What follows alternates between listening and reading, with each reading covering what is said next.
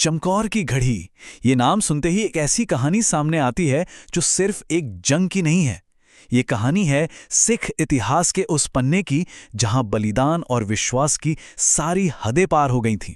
तो चलिए आज हम इस असाधारण कहानी की गहराइयों में उतरते हैं। तो जरा इस मंजर को सोचकर देखिए। साल है 1704, दिसंबर का महीना, और जगह है चमकौर की एक मामूली सी कच्ची हवेली या गढ़ी कह लीजिए। अंदर हैं सिर्फ 40 सिख योद्धा, और बाहर उन्हें घेरे खड़ी है 10 लाख सैनिकों की एक विशाल फौज। मतलब इतिहास में शायद ही कोई दूसरी लड़ाई लड़ी गई हो जहां फर्क इतना ज्यादा हो। अब सबसे बड़ा सवाल तो यही उठता है कि आखिर ऐसी नौबत आई ही क्यों सिर्फ 40 लोग 10 लाख की फौज से भिड़ने को तैयार हो गए।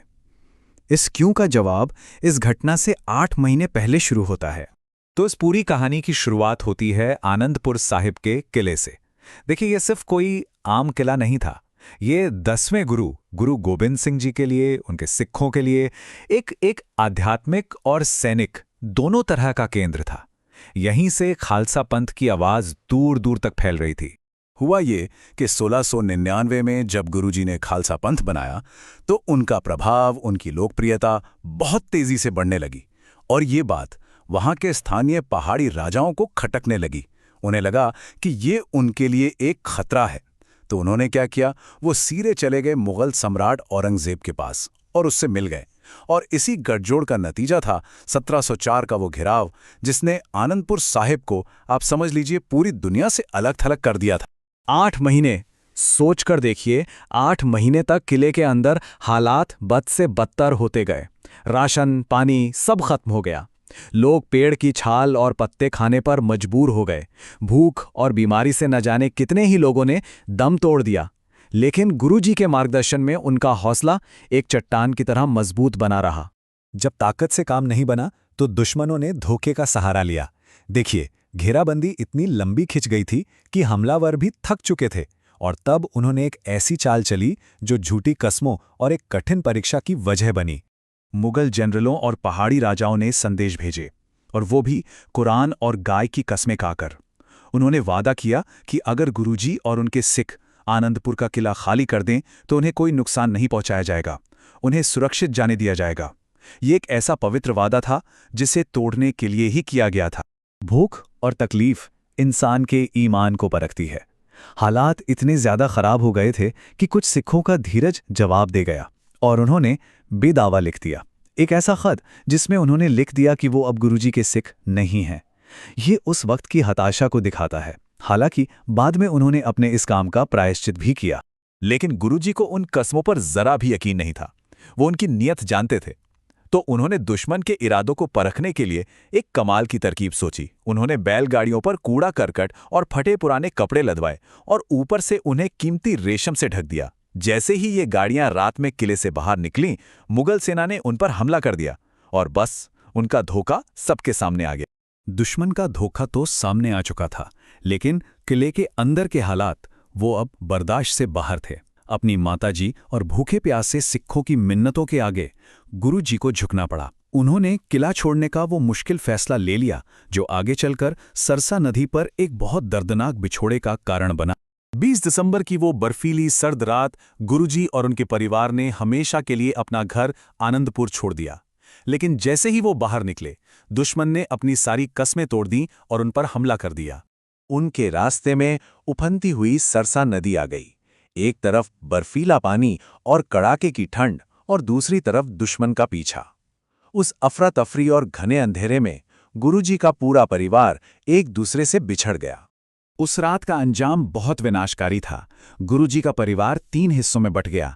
गुरुजी अपने 2 बड़े बेटों और कुछ सिखों के साथ एक दिशा में गए, उनकी माताजी और 2 छोटे बेटे दूसरी ओर, और उनकी पत्नियां एक अलग रास्ते पर चली गईं।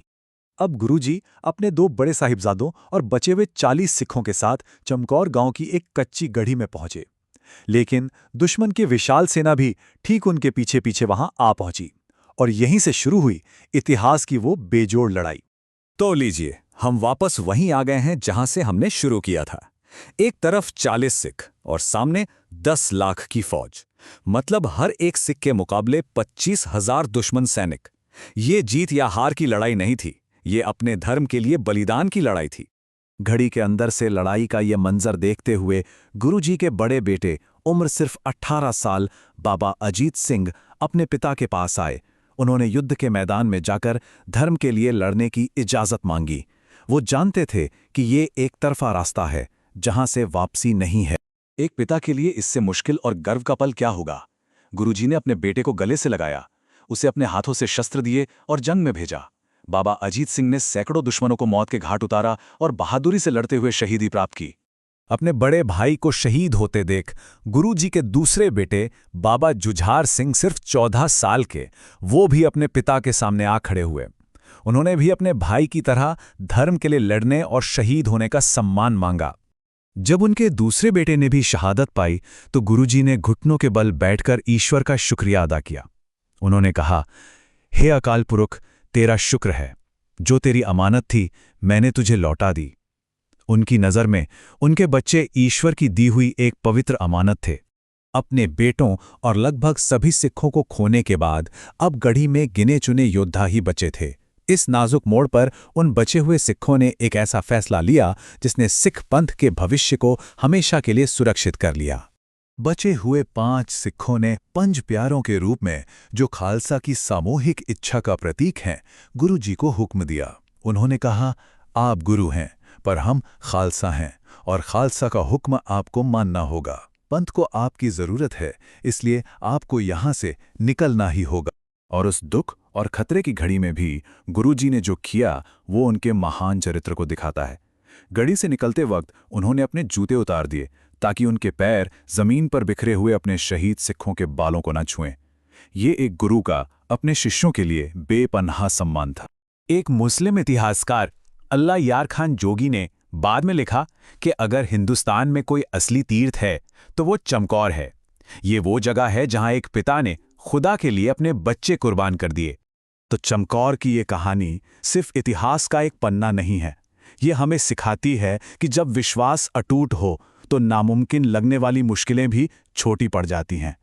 ये कहानी हमें सोचने पर मजबूर करती है कि हम अपने सिद्धांतों के लिए कितना बड़ा त्याग कर सकते हैं।